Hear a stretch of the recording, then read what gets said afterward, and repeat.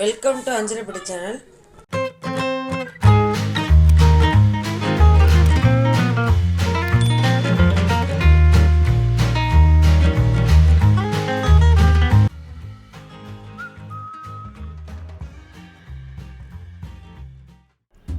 இப்போ சாம்பார் பிடி சாத்துக்கு நல்லெண்ணெய் 3 டீஸ்பூன் ஊற்றிக்கோங்க. பேனில் 1 டீஸ்பூன் கடுகு போடுங்க.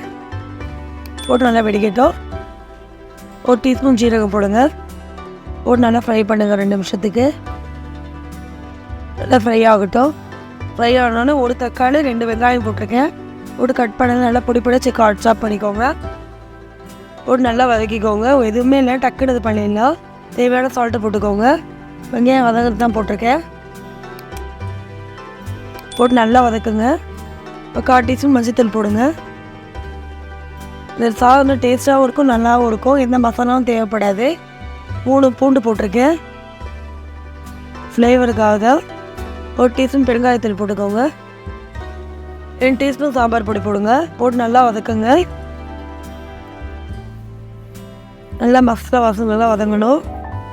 வேறு எந்த மசாலாவும் கிடையாது.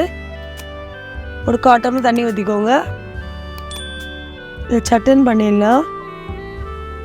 2 நிமிஷம் நல்லா கொதிக்க விடுங்க. 2 நிமிஷம் கொதிக்க விட நல்லா எண்ணெய் நல்லா பிரிஞ்சு வந்துருச்சு பாருங்கள். இப்போ 1/2 கப் சாதம் போட்டுக்கலாம். தேவையான சால்ட்டு போட்டுக்கோங்க. போட்டு நல்லா மிக்ஸ் பண்ணுங்கள். டேஸ்ட்டாகவும் இருக்கும், நல்லாவும் இருக்கும். சட்டன் பண்ணிடலாம். இது எல்லோரும் மோஸ்ட்லி இந்த மாதிரி ட்ரை பண்ண மாட்டாங்க. இந்த மாதிரி ட்ரை பண்ணி பாருங்கள், நல்லாயிருக்கும், டேஸ்ட்டாகவும் இருக்கும். பாருங்கள் இப்போ ரெடி ஆகிடுச்சு. இப்போ கொத்தமல்லி தூவிடலாம்.